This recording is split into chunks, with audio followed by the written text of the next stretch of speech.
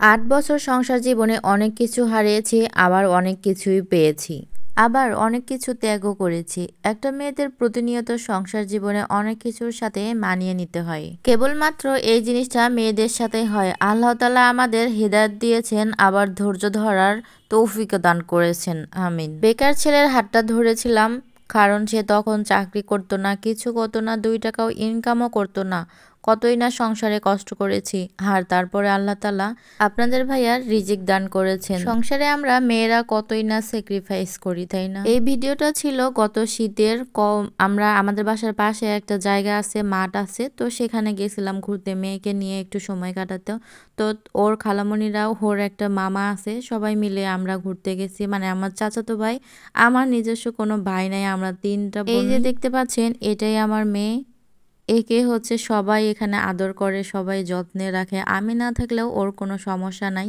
আর এখানে দেখেন ও লিপস্টিক দিয়ে কারোর সাথে কোনো কথা বলতে পারছে না। মানে কি বলবো, সে লিপস্টিক আবার গালেও মাখতেছে। ছোট বাচ্চারা যা করে আর আল্লাহ তাআলা একটা আমাকে ছেলে বাবু দিয়েছিল। ছেলেটা যেদিন হয়েছিল সেদিনই মারা গেছে। তারপর আল্লাহর রহমতে একটা মেয়েও হয়েছে। তো এই তো আমার মেয়েটা কত সুন্দর করে খেলাধুলা করতেছে। বাচ্চারা যখন চোখের সামনে বড় হয়ে যায় তখন আসলে অনেক ভালো লাগে, দেখতেও অনেক, নিজের মনটা আসলে অনেক ভরে যায়। আমার মেয়েটা যখন হয় তখন ও অনেক অসুস্থ ছিল, ওর জন্ডিস হয়েছিল, তারপর ওকে হসপিটালে অনেক দিন ভর্তি করানো ছিল। একটা বাচ্চা যখন হয় তখন আসলে আমরা অনেক খুশি হয়ে যাই, কিন্তু সেই বাচ্চাটা অসুস্থ না কি সুস্থ আমরা সেটা চিন্তা করি না। তো আমার বাচ্চাটাকে আসলে খেয়াল করা হয়নি, ওর জন্ডিস হয়েছিল। বাসায় নিয়ে এসে যখন আমরা ৭ দিনের আকিকা করি, আমার তখন সেলাইও কাটা হয় নাই।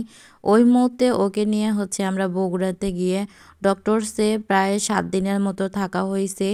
ও অনেক কষ্ট গেছে আমার ওকে হচ্ছে ওই ৭ দিন ওই হসপিটালে থাকতে।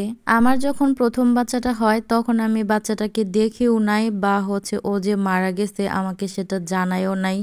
এইটা যখন আমি পরবর্তীতে শুনছি, বা তখন আমার কি যে কষ্ট লাগছে, মানে আল্লাহ তাআলাই জানে। যে একটা বাচ্চা যখন মারা যায়, সে মা হচ্ছে যখন বাচ্চাকে দেখে না, ওটি থেকে যখন বের হয়ে আমার জ্ঞান ফেরে নাই, ওই মুহূর্তে হচ্ছে আমার বাচ্চাটাকে বগুড়ায় নিয়ে গেছিল ভালো একটা ডাক্তারের কাছে দেখানোর জন্য। ওখানে গিয়ে কিছুক্ষণ থাকার পরে প্রায় ১১ ঘন্টা বেঁচে ছিল, তারপরে আমার বাবুটা মারা গেছে।